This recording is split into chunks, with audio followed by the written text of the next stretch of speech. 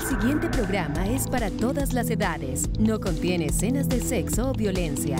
Es apto para toda la familia. Cuenta con el sistema Closed Caption y es financiado con recursos del Fondo Único de TIC.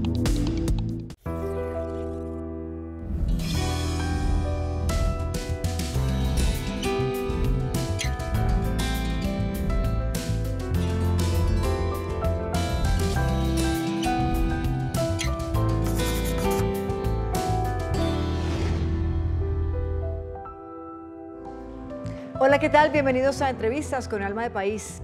Nuestro invitado de hoy es Billy Escobar Pérez. Él es abogado con más de 30 años de experiencia en la academia, en el sector privado y en el público. Y actualmente es el superintendente de sociedades.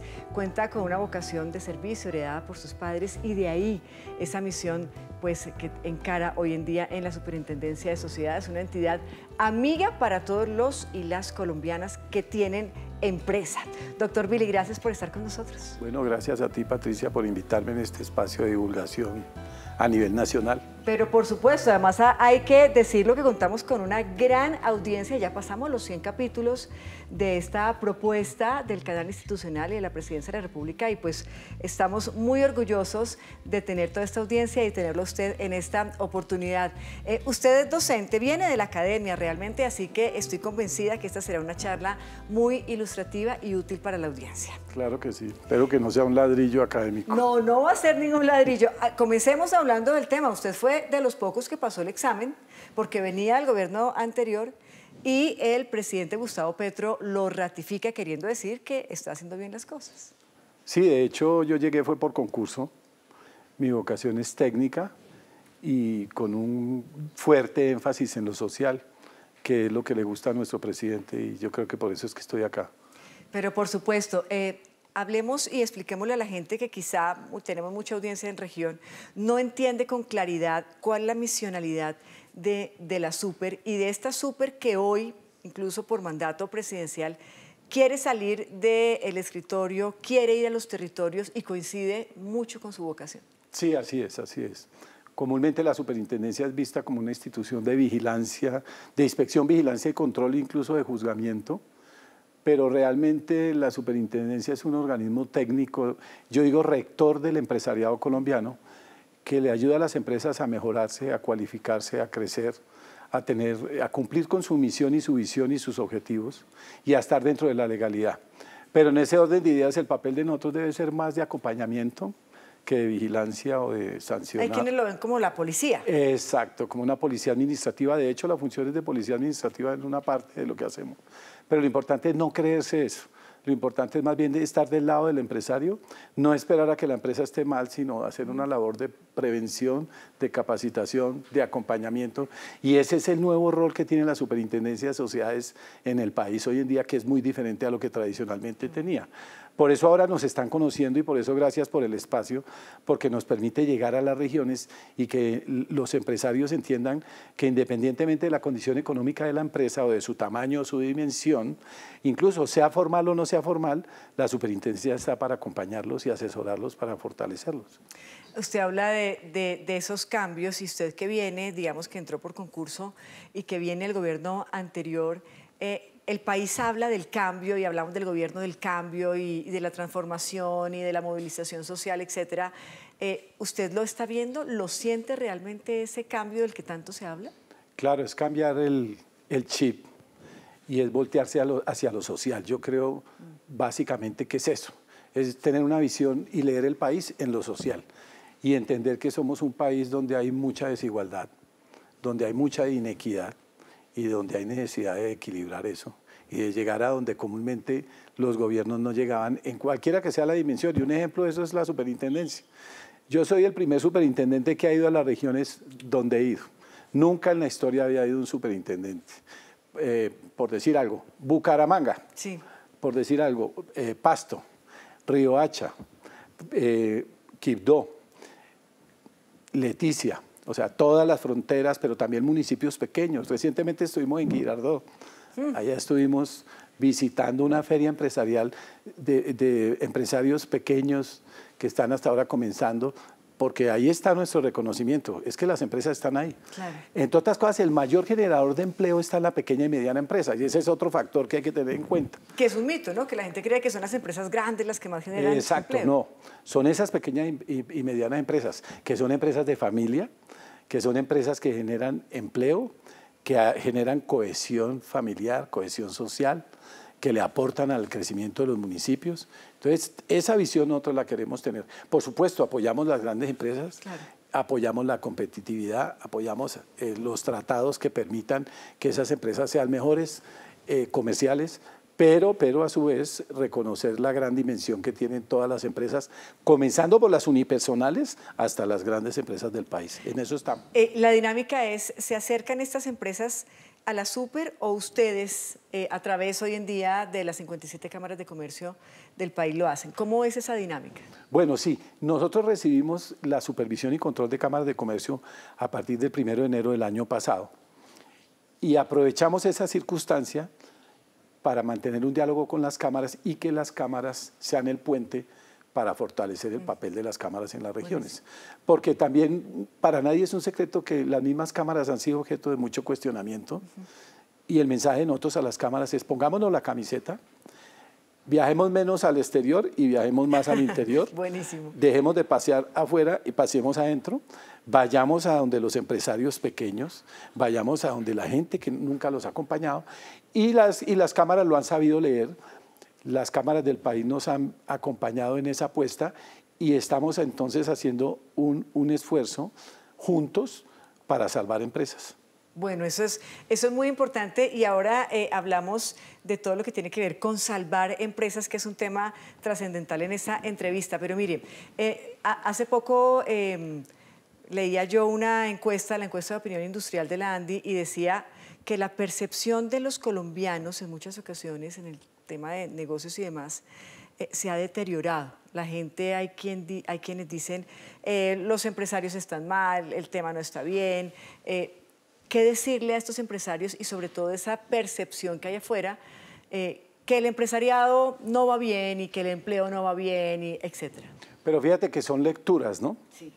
A veces hay lecturas que no son tan sanas.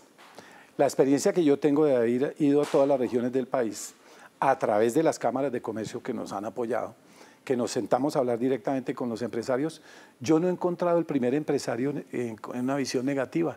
Y eso que hemos tenido reuniones masivas con empresarios y todos están con una apuesta de hacer cosas. Así somos los colombianos.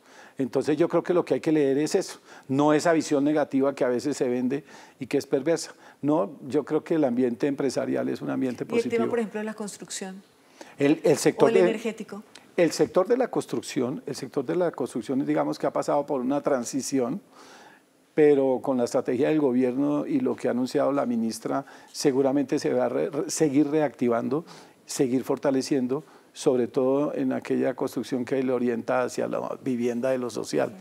Nosotros como superintendencia estamos acompañando a aquellas empresas de la construcción que tienen dificultad para que no se acaben, para que no se cierren, para que tengan paciencia y para que sepan que seguramente van a seguir avanzando, entre otras cosas porque es un gran motor del desarrollo, claro, y gran generador de empleo. Y nosotros como gobierno lo sabemos leer y así va a ser. Y estas empresas de energía, que muchas de esas están diciendo que no les pagan los subsidios, que hay una deuda que viene de atrás, en ese sector que bueno, ocurre. pues el sector energético no ha llegado a nosotros, tampoco es otro indicador. El indicador de nosotros es decir qué empresas se van a la reorganización, sí, o se van a la liquidación. No tenemos empresas de ese sector. Seguramente están en un diálogo fuerte, entre otras cosas por el nerviosismo de lo que significa o se debe venir con el fenómeno del Niño, pero ahí también nosotros pensamos que van a haber soluciones que permitan, entre otras cosas, la apuesta del gobierno por mirar otras opciones de generación de energía, que eso también hay que leerlo, como por ejemplo lo que está sucediendo en La Guajira, de establecer un diálogo que permitan las comunidades y entiendan que puede haber un gana-gana para las comunidades y se genere energía de otra naturaleza. Por otro lado, y según datos también del Ministerio de Comercio, Industria y Turismo, En el 2023 había alrededor de 1.800.000 empresas activas en el país y la mayoría de ellas estaban ubicadas en Bogotá, en Valle del Cauca, en Antioquia, en Cundinamarca.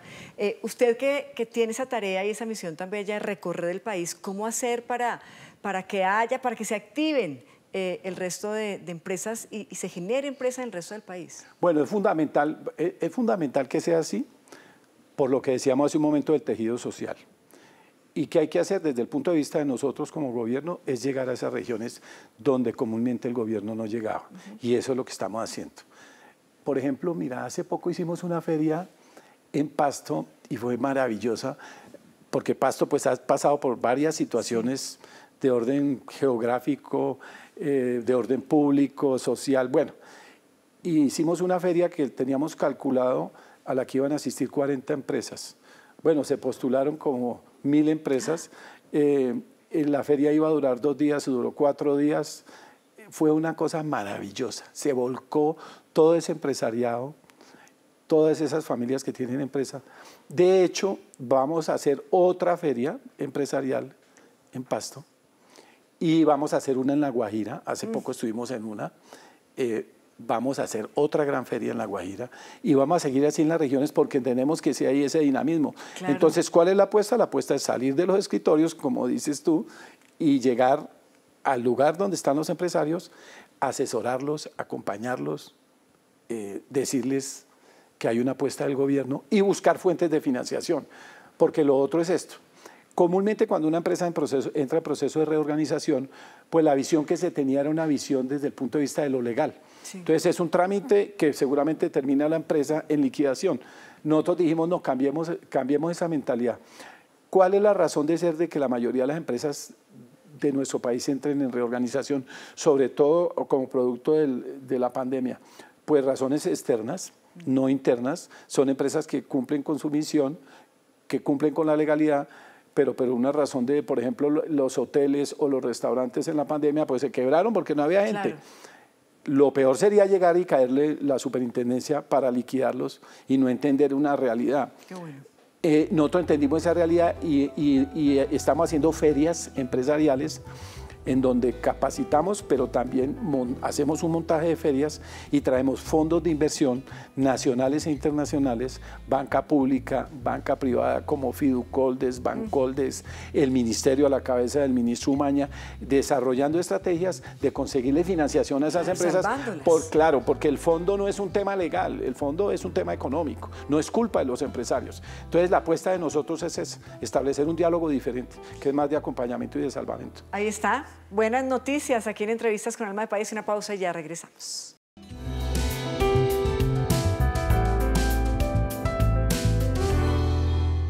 Nosotros tenemos una riqueza invaluable, la Amazonía, la selva. Nosotros no tenemos que ir a mirar el jaguar en un almanaque, lo tenemos directo. Entonces, eso es maravilloso. Entonces, ¿qué tenemos que transmitirle a nuestras comunidades? Ese amor hacia esa especie, hacerle la vida más fácil, no matarlo, pues tratemos de convivir con ellos de la mejor manera. El jaguar es un tipo de sombrilla, porque si nosotros protegemos al jaguar, se protegen indirectamente todo ahí para abajo, toda esa línea de reserva natural, de fauna. Si tú ves a un jaguar, déjalo pasar y aprende a amarlo y a mirar lo maravilloso que es. Colombia, ponte en la piel del jaguar. Colombia, potencia de la vida.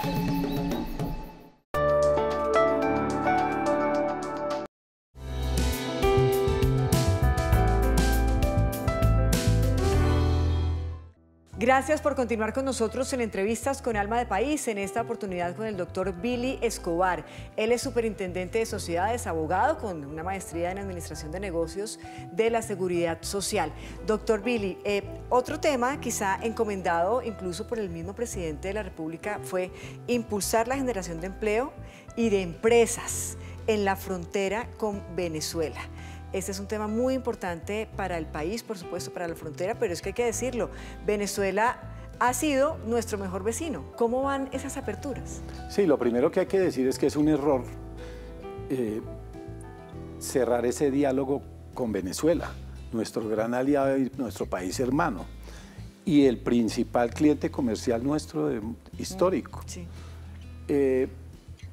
digamos que desde el punto de vista de la superintendencia, lo primero que hicimos fue abrir la sede allá. No había sede en Cúcuta. Como un centro de servicio regional. Exactamente, una sede, y próximamente va a haber una intendencia allá, pero ya tenemos funcionarios allá. Y ahí la estrategia, ¿cuál es? Hacer un diálogo con las empresas de Venezuela, con las empresas nuestras, porque ahí hay una gran interacción que es la que se ve venir y afortunadamente al abrir la frontera se está dando. Y por otro lado, vincular a esos mismos inversores que los hay allá y los hay acá, para que inviertan allá e inviertan acá, para dinamizar esas empresas de nuestro país vecino que necesita tanto apoyo del nuestro, claro. Y nosotros podemos vender gran cantidad de productos, y también para salvar empresas de acá, y muchos empresarios venezolanos están con interés de hacer inversión acá. Entonces, en esa estrategia de salvamento de empresas están incluidos también los inversores y los empresarios venezolanos. Ya hemos realizado reuniones de frontera en Cúcuta específicamente, sí. Ya hicimos una feria, vamos a hacer otra feria en Cúcuta y seguramente vamos a hacer una gran feria en Caracas, binacional, buenísimo. Abriendo ese escenario de las empresas de los dos países. Y los empresarios, en el caso de los colombianos, que nos quedamos muchos con el titular de les quedaron debiendo dinero a los empresarios colombianos cuando se cerraron las fronteras. ¿Qué pasó? ¿En qué terminó esa historia? ¿Y cuál es el ánimo, sobre todo el empresariado colombiano, de cara a volver a creer también y a llevar pues, sus productos a Venezuela? Digamos que eso es parte del tejido social o del diálogo que se está construyendo nuevamente, y esos mismos empresarios que tuvieron dificultad son los que están ahora apostándole porque entienden el gran valor de lo que significa llegar a Venezuela, que es un gran mercado. Ese es el mercado fundamental para el empresariado nuestro, sobre todo de la mitad del país para allá. Claro. Entonces, digamos que ¿cuál es la postura de ellos? La postura de ellos es esperar a esa normativa que se está desarrollando a través del ministerio y que va a permitir viabilizar el desarrollo de esas empresas y normalizar ese vínculo legal que ha tenido tanta dificultad. Le cambio de tema para hablar de la economía popular. La economía popular pues, es un pilar del gobierno del presidente Petro. ¿Cómo se relaciona y cómo aporta todo lo que está haciendo la Superintendencia de Sociedades con la economía popular y específicamente con estos, digamos que, empresarios medianos y pequeños? Claro, ahí hay un tema, incluso hay un premio Nobel que se llama Prahalad de la India, que habla de la economía en la base de la pirámide. Y esa economía de la base de la pirámide es enorme, es fundamental, es esencial, genera mucha riqueza, es un buen negocio. Y es hacerle ver a los colombianos que esa economía se mueve mucho. El tema del Bonais, ¿no? Sí. Ese Bonais es una empresa enorme. Y muchas apuestas de las empresas que han cambiado ese diálogo y esas dinámicas de lo empresarial y entender que esa economía de lo social es una economía fundamental para la mayoría de los colombianos, un país que el 80% de la población está en la media de la pobreza. Sí. Entonces, la idea es establecer un diálogo que permita que esas empresas se fortalezcan, que esos empresarios se fortalezcan. ¿Quién puede negar que, por ejemplo, el tendero del barrio, que es el primer diálogo del ciudadano y el primer apoyo del ciudadano, incluso para que le den créditos, es esencial para la vida de la gente? Y nosotros, yo creo que históricamente tenemos una deuda histórica con esa población, y este gobierno se ha acercado a ellos y ha establecido un diálogo con ellos. Sí. Y es reconocer que eso es una empresa, al igual que cualquier empresa, que hay que potenciarla, que hay que valorarla, que hay que asesorarla, que hay que acompañarla para que generen mejor riqueza para ellos y mejor servicio para el resto de los ciudadanos. Y la gente a veces le da miedo a esa formalización, me refiero al tendero, ¿no? Les da miedo. ¿Qué decirles a ellos de todos los beneficios que trae la formalización, comenzando por acabar con los créditos gota a gota? Claro, claro. Y esa es otra apuesta del gobierno de tratar, o mejor, de establecer fuentes de financiación que permitan llegar a ese ciudadano que comúnmente se va al gota a gota con unas tasas de interés que lo asesinan. Y esa es una gran apuesta de lo social y es fundamental.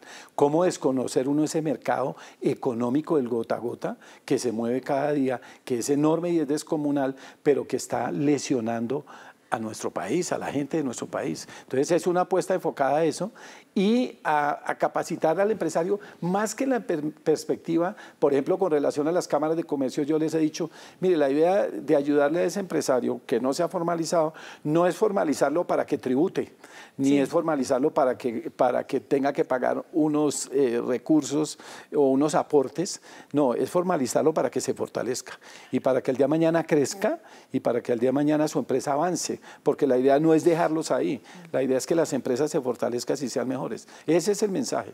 Y ese mensaje también para el tendero y para aquel que hace parte de la economía popular, porque no le tenga miedo a la formalización, porque en la medida en que se formalizan, crecen. Claro, no es formalizar por formalizar, es entender que fortalecer y organizarse mejor le mejora los ingresos, vuelve más sostenible su empresa y seguramente podrá generar una tradición familiar que permita que las empresas tengan perdurabilidad en el tiempo y sean competitivas, por pequeña que sea, ¿no? Por supuesto, otro tema muy importante que hace parte de su labor y que viene de un propósito del presidente Petro, tiene que ver con estas empresas extranjeras sin ánimo de lucro, en donde ustedes también están allí para saber exactamente cómo operan, qué hacen, de dónde vienen los recursos, cómo van en esa tarea. Sí, claro.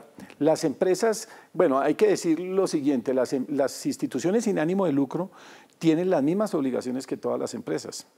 Incluso las instituciones sin ánimo de lucro generan unos excedentes que en una empresa se denominan utilidades, pero aquí se denominan excedentes fundacionales que deben ser reinvertidos en esas fundaciones sin ánimo de lucro, instituciones sin ánimo de lucro, no repartirse entre la gente. Entonces es darle un orden y buscar cuál es la misión que esas instituciones sin ánimo de lucro han declarado para que rindan cuentas, porque lo propio de ese tipo de instituciones es que rindan cuentas. Claro. Y desde el punto de vista del gobierno, pues no existía, digamos, que una formalización o un mecanismo muy claro en el sentido de que pudieran rendir sus cuentas. No hay que mirarlo como una cosa de caerles o de sancionarlos, no, más bien que busquen su misión, que se organicen y en ese orden de ideas nosotros ya nos hemos avanzado, estableciendo herramientas que le permitan a esas fundaciones presentar unos informes periódicos con toda claridad. Nosotros los estamos orientando para que ellos técnicamente lo puedan hacer,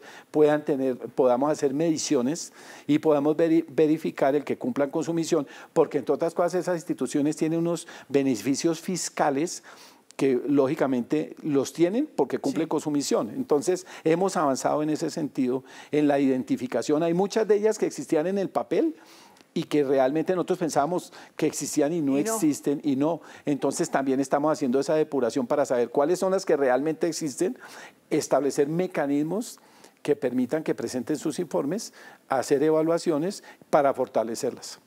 Hay otro tema que es muy de interés nacional y tiene que ver con las famosas pirámides, ¿no? Y en eso pues realmente están ustedes también haciendo un trabajo muy importante para evitar que personas como usted o como yo terminemos, o como cualquiera de nosotros terminemos estafados por esta captación ilegal de dinero. ¿Ahí en qué va el tema realmente, doctor Billy? Sí, gracias por la pregunta, porque esa sí es una enfermedad nacional. Que queremos llegar a las regiones. Seguimos creyendo. Pero totalmente. Aquí pasó lo de MG hace más o menos 13 años. Incluso se generó una normativa, no existía una normativa para regular esas situaciones. Y uno comúnmente pensaría que después de que tanta gente quedó damnificada con más de 150.000 millones de pesos que se perdieron, que no le entregaron a la gente, habíamos aprendido la lección. Irónicamente no pasó eso. Aquí yo digo que cada día en Colombia se genera una pirámide. Nos fascina recibir la plata, hacer dinero fácil. Sí. Y el mensaje que le decimos a la gente, de eso tan bueno no venden tanto. Esas tasas de interés altísimas, incluso a uno le sorprende que hasta gente con formación profesional, claro, ¿no? Hasta empresarios han caído, pero no, eso no funciona. Y ellos se han perfeccionado. Y nosotros estamos haciendo un trabajo interinstitucional desde la superintendencia. Hemos invitado a varios actores como la Policía Nacional, la Fiscalía General de la Nación, la Contraloría, la Superintendencia Financiera, y estamos haciendo una labor de capacitación en todo el país. Estamos llegando a las regiones, incluso con el apoyo de las cámaras de comercio para que nos presten sus escenarios, invitando a la gente a explicarles, diciéndole a la gente, mire, eso no es así. Por ejemplo, en Boyacá, en Tunja, hicimos recientemente una jornada porque descubrimos que en Boyacá ya existen pirámides que supuestamente son constructoras. Entonces a la gente le venden la historia que están amarrados a proyectos de inversión en construcción y resulta que no es así. Y ya ya por ejemplo se han tomado medidas por parte de la Fiscalía que no tienen precedentes, capturas y demás, y por su parte nosotros pues con intervenciones muy fuertes. Entonces hay una labor de seguimiento, ahí sí muy rigurosa, ahí sí inspección, vigilancia y control, policía y de juzgamiento, pero a su vez labor de capacitación para el ciudadano de bien que cae en esas pirámides. Mire, de pronto hay personas que nos están viendo y escuchando y estarán ahí, en ese momento de tomar la decisión, en el borde. ¿Cómo saber si eso es verdad? ¿Cómo saber si están legalmente constituidos o no? ¿O si estoy yo de verdad al borde de una estafa? Pues muy fácil, si están ofreciendo tasas de interés y demás, pues son empresas que no están en el sector financiero, no, eso no funciona así. Si las tasas de interés son altas, no funciona así. O sea, es muy fácil detectarlo. Por ejemplo, en el sector ganadero también hemos identificado que hay pirámides ganaderas. Entonces a la gente le dicen, vea, mire, invierta que nosotros tenemos un lote de ganado, unos lotes de ganado, que eso le da una rentabilidad del 30% mensual. Pues eso ya es mentira. Si cualquiera que esté en el sector ganadero sabe que eso es mentira. Entonces es entender y ser conscientes que eso no existe. Ahí sí saquemos lo vivo de los colombianos. Exactamente. ¿Cierto? Para ese tipo de... Exactamente. Una pausa y ya regresamos.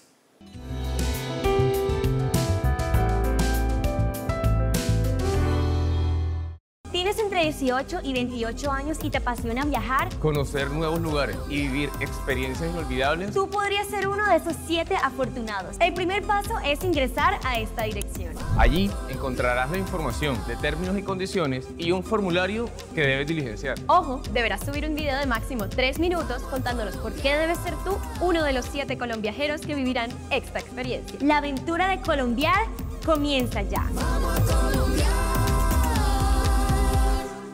Ministerio de Comercio, Industria y Turismo.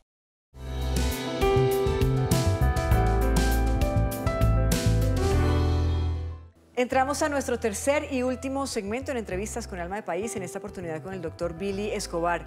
Y ya para ir finalizando y redondeando ese tema, doctor Billy, usted ha sido muy insistente en hablar de aterrizar la súper, de realmente humanizarla, de ponerle piel, de ir a los territorios. Se está dando, se está logrando. ¿Lo están sintiendo realmente los colombianos todavía más y más cerca?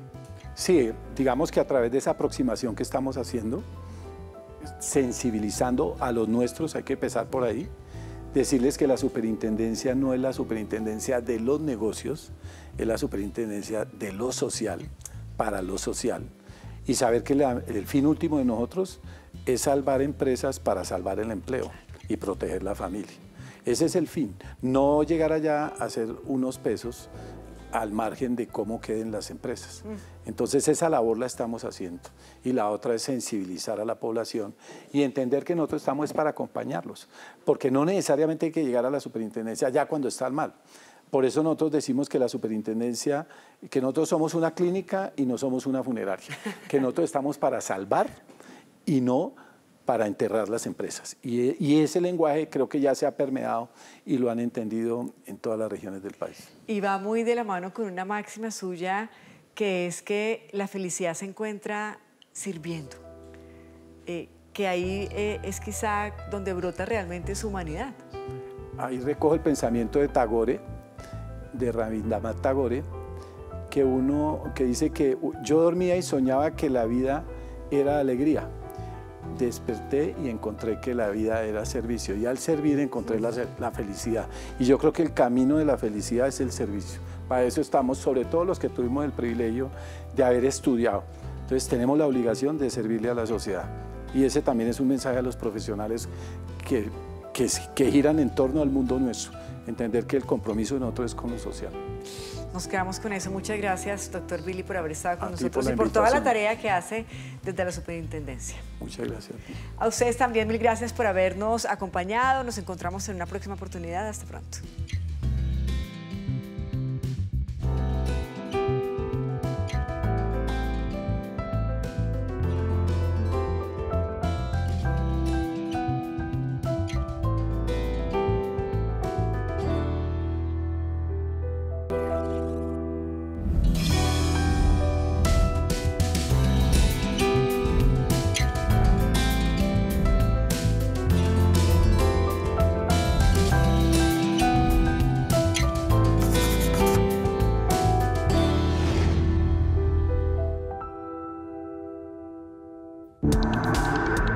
Este contenido fue financiado con recursos del Fondo Único de TIC.